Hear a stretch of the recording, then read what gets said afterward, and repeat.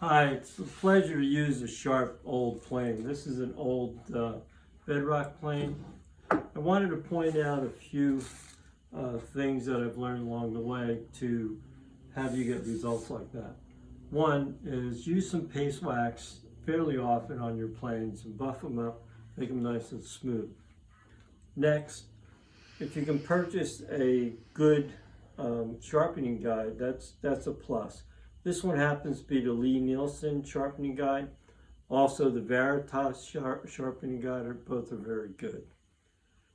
We're going to set the blade in here, and this is a depth setting that will establish our angle. And for a long time, I have done it this way. It works really well.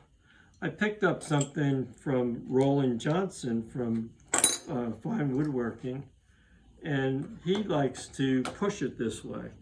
And I wanted to point this out because it's actually a good way of doing it. So I've got it on a very fine stone here, and this is a super fine. This is an 8,000 grit stone. And now I'm going to finish it up here. And I would do that a little longer, but since we only have a minute.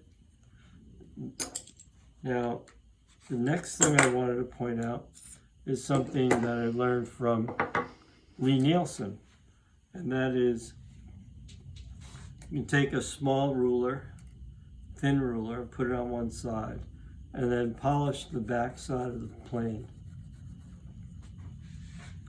Now, when you install this blade, you're going to get an excellent cut.